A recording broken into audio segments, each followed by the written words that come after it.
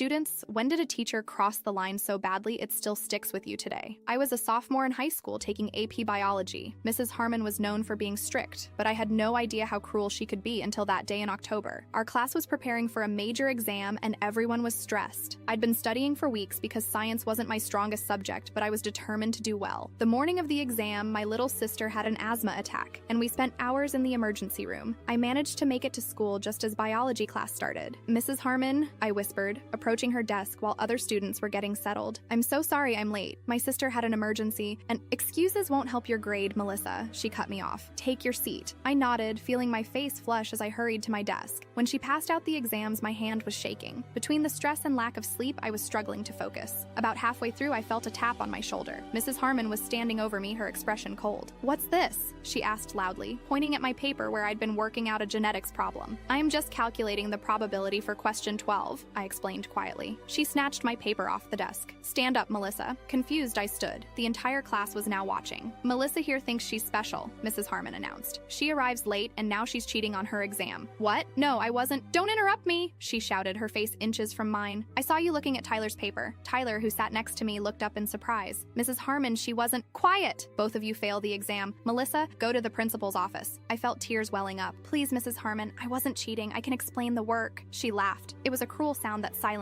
the room. Oh, you can explain genetics now? The same student who barely passed the last quiz? Your mother called last week asking for extra help, saying you're struggling. Now suddenly you're an expert. That's when something inside me broke. Not just because she was accusing me falsely, but because she'd revealed something deeply personal to the entire class. My mother had confidentially reached out, and Mrs. Harmon had just weaponized that against me. That was a private conversation, I whispered, tears now streaming down my face. Nothing is private when it comes to academic integrity, she snapped. Now go! As I gathered my things, humiliated, my classmate Emma stood up. Mrs. Harmon, I was watching Melissa the whole time. She wasn't cheating. Others began nodding. Tyler added, she was just working out the problem. I saw her paper. It's completely different from mine. Mrs. Harmon's face darkened. Are you all conspiring now? Everyone back to work? But something had shifted. The class didn't return to their exams. Several students put down their pencils in silent protest. I walked out, but instead of going to the principal, I went to my guidance counselor and told her everything. She took immediate action. By the end of the day, the principal had collected statements from 15 students who witnessed the incident. Mrs. Harmon was placed on administrative leave the next day. She never returned to teach at our school. The administration apologized to me and my mother. My exam was regraded by another teacher, but the damage was done. For years afterward, I struggled with anxiety before tests, hearing her voice in my head questioning my intelligence and integrity.